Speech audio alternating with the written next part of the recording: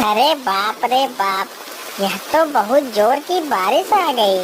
अब तो खेत में काम भी नहीं कर पाऊंगा, लेकिन कुछ देर प्रतीक्षा कर लेता हूँ। हो सकता है यह बारिश थम जाए। इस प्रकार वह किसान काफी देर तक बारिश के थमने की प्रतीक्षा करता है। मुझे नहीं लगता कि अब यह बारिश रुकेगी। मुझे जल्दी से अपने घर चले जाना चाहिए, नहीं तो मैं बीमार पड़ जाऊंगा। फिर वह किसान बारिश में ही वहां से अपने घर की ओर निकल पड़ता है।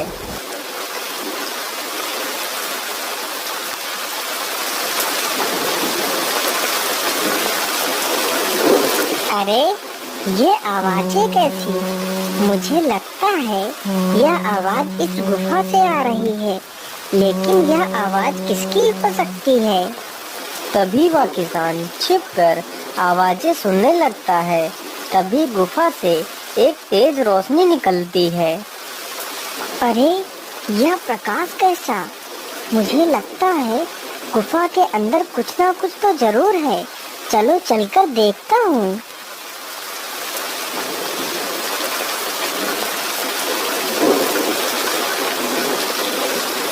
फिर वह गुफा के अंदर जाता है और देखता है कि एक साधु एक शिला पर बैठकर अपनी तपस्या में लीन है। अरे यह तो एक साधु है, परंतु इस साधु के अंदर तो कितना तेज है। तभी उस साधु की आँख खुल जाती है। कौन हो तुम और इस गुफा में क्यों आए हो? बाबा, मैं एक किसान हूँ और मैं अपने खेत में काम कर रहा था। तभी भारी वर्षा होने के कारण मैं यहीं से गुजर रहा था, तो मुझे इस गुफा से कुछ आवाजें सुनाई दी। तो मैं इस गुफा में ये देखने आया था कि आखिर इस गुफा में कौन है। लेकिन बेटा, तुम्हें इस गुफा में नहीं आना चाहिए था। यह गुफा बहुत ही खतरनाक है। चले जाओ यहाँ से। ठीक है बाबा, मैं यहाँ से चला जाता हूँ।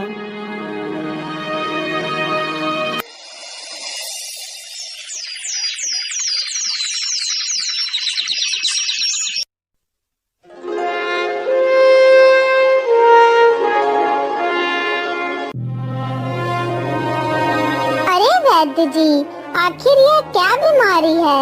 महाराज को 2 महीना हो गया है इस बीमारी से ग्रसित हुए, परंतु आप लोग इन्हें स्वस्थ नहीं कर पा रहे हैं। क्या करें महारानी जी, हम तो अपनी पूरी कोशिश कर रहे हैं कि महाराज जल्द से जल्द स्वस्थ हो जाएं, परंतु महारानी जी यह बीमारी कोई नई है। इसका इलाज मैं सही ढंग से नहीं कर पा रहा हूँ। अरे वैद्य जी, तो इस बीमारी का आपके पास कोई इलाज नहीं है, तो आपका मतलब है कि हम महाराज कभी ठीक नहीं हो पाएंगे।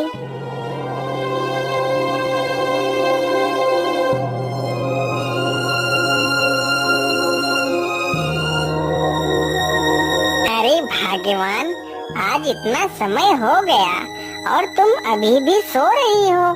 चलो उठ जाओ, अब सुबह हो गई है। अरे भाग्यवान, तुम्हें तो बहुत तेज बुखार है और ये तुम्हारी आँखों को क्या हो गया है?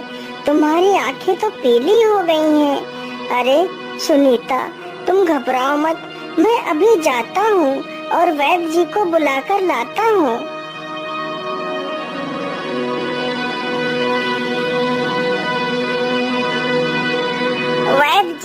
वैद्य जी जल्दी चलिए, हमारी पत्नी को पता नहीं क्या हो गया है, उसे बहुत जोर का बुखार हो गया है।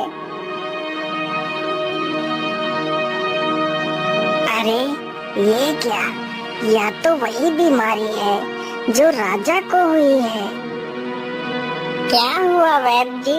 आप कुछ बोल क्यों नहीं रहे? क्या हुआ है मेरी पत्नी को? कुछ तो बताइए वैद्य जी। अरे महेश, तुम्हारी पत्नी को बहुत ही गंभीर बीमारी हुई है। इसका इलाज मेरे पास नहीं है। जो बीमारी तुम्हारी पत्नी को हुई है, यही बीमारी हमारे राज्य के राजा को भी हो गई है, लेकिन मैं उनका इलाज नहीं कर पा रहा हूँ। अब तो भगवान से ही प्रार्थना करो कि वह सब कुछ ठीक करें। हे भगवान, ये कैसी बीमारी दे दी है मेरी पत्नी को, जिसका कोई इलाज ही नहीं है। भगवान मेरी मदद करो, मेरी पत्नी की रक्षा करो। मैं क्या करूं? किसके पास जाऊं? किससे सहायता मांगूं? मेरी पत्नी ठीक हो जाए। हे भगवान, मैं ऐसा करता हूँ, उन्हीं गुफा वाले बाबा के पास जाता हूँ और उन्हीं से मदद मांगता हूँ। बाबा मेरी मदद करो बाबा, आंखें खोलो बाबा, मेरी मदद करो। क्या हुआ बेटा? तुम इतना परेशान क्यों हो? क्या बात है? बाबा मेरी सहायता करो बाबा, मेरी पत्नी को बचा लो बाबा। लेकिन बेटा, क्या हुआ है तुम्हारी पत्नी को? बाबा मेरी पत्नी एक बहुत ही गंभीर बीमारी से ग्रसित हो गई है, जिस बीमारी का वैद्य के पास भी कोई इलाज नहीं है बाबा। अब आप ही मेरी मदद कर सकते हो। फिर साधु अपना ध्यान लगाकर देखता है। अरे बेटा, यह कोई साधारण बीमारी नहीं है, यह तो एक महामारी है जो धीरे धीरे पूरे राज्य के लोगों को ग्रसित कर देगी, जिससे पूरे राज्य का विनाश हो जाएगा।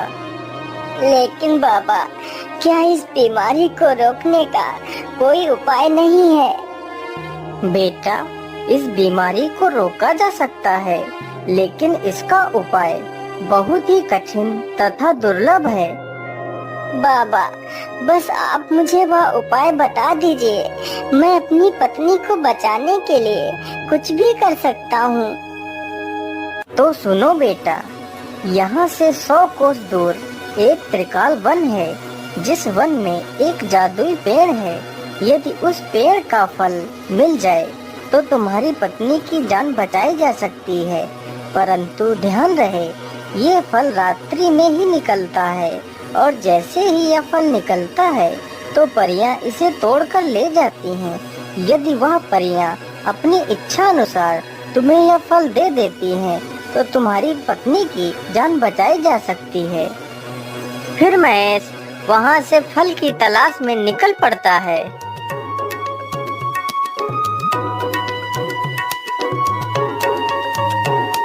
अरे यहाँ तो सारे पेड़ एक समान ही हैं। क्या करूं? कैसे ढूंढूं उस जादुई पेड़ को? उसे जंगल में घूमते घूमते शाम हो जाती है, परंतु जादुई पेड़ कहीं नहीं मिलता। अरे वह जादुई पेड़ ढूंढते ढूंढते मुझे शाम हो गई है। अब यदि मैं जंगल में घूमता रहा तो मुझे जंगली जानवर नुकसान पहुंचा सकते हैं, इसलिए मुझे किसी न किसी पेड़ पर चढ़कर बैठ जाना चाहिए। फिर महेश एक पेड़ पर चढ़कर बैठ जाता है। अरे ये प्रकाश कैसा? मुझे लगता है कि वह जादुई पेड़ यही है। चलो इसके पास चलता हूँ। जैसे ही महेश जादुई वृक्ष के पास जाता है, तभी वह जादुई फल निकल आता है। तभी वहाँ पर 2 परियां आ जाती हैं और फल को तोड़ लेती हैं। अरे परी देवी, मेरी सहायता करो, मेरी मदद करो परी देवी। कौन हो तुम और इस समय तुम इस डरावने जंगल में क्या कर रही हो? हे परी देवी, मैं यह जादुई फल लेने आया था। मेरी पत्नी एक बहुत ही गंभीर बीमारी से पीड़ित है उसे इस फल की आवश्यकता है। कृपया यह फल मुझे दे दीजिए परी देवी। ठीक है, हम तुम्हें यह फल दे देंगे, लेकिन यदि तुम मेरी 2 पहेलियों का सही उत्तर दोगे तभी हम तुम्हें ये फल दे सकती हैं। ठीक है परी देवी, मैं आपकी सारी पहेलियों का जवाब देने के लिए तैयार हूँ। पूछिए परी देवी। तो सुनो मेरी पहली पहेली, वह क्या है जो कोयले से भी काला है? महेश कुछ देर तक सोचता है। हे परी देवी, कोयले से ज्यादा काला कलंक होता है। यदि कोयला इंसान के ऊपर लग जाए तो उसे पानी से साफ किया जा सकता है, लेकिन यदि किसी इंसान के चरित्र पर कलंक की कालिक लग जाए तो वह कभी नहीं छूटती। हाँ, तुम्हारा जवाब तो एकदम सही है। मेरी दूसरी पहेली सुनो। 4 टांगों की हूँ मैं ऐसी, छलनी के सब मुझ में छेद, पीड़ित को आराम न देती, बतलाओ तुम इसका भेद।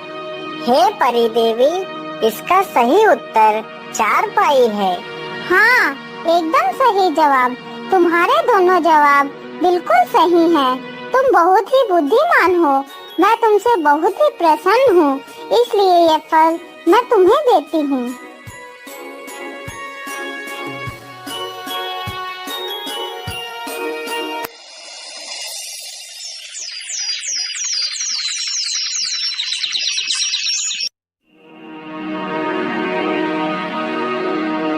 अरे भाग्यवान, तुम बिल्कुल भी मत घबराओ। तुम इस फल को खा लो, तुम बिल्कुल ठीक हो जाओगी। फिर महेश अपनी पत्नी को आधा फल काट कर खिला देता है। अरे भाग्यवान, तुम्हारी आंखें तो एकदम ठीक हो गई हैं। तुम तो स्वस्थ हो गई हो। हाँ जी, यह सब आपके प्यार से ही तो संभव हो सका है कि आज मैं पूरी तरह स्वस्थ होकर आपके सामने खड़ी हूँ। हाँ भाग्यवान, यह सब भगवान की ही कृपा है। लेकिन मुझे अभी एक और जिम्मेदारी पूरी करनी है। मुझे यह आधा फल हमारे राज्य के राजा को खिलाना है, वह भी इसी बीमारी से पीड़ित है। फिर महेश वह आधा फल लेकर महाराज के पास जाता है। महारानी जी, आप इस फल को महाराज को खिला दीजिए, वह बिल्कुल स्वस्थ हो जाएंगे। फिर महारानी वह आधा फल राजा को खिला देती है।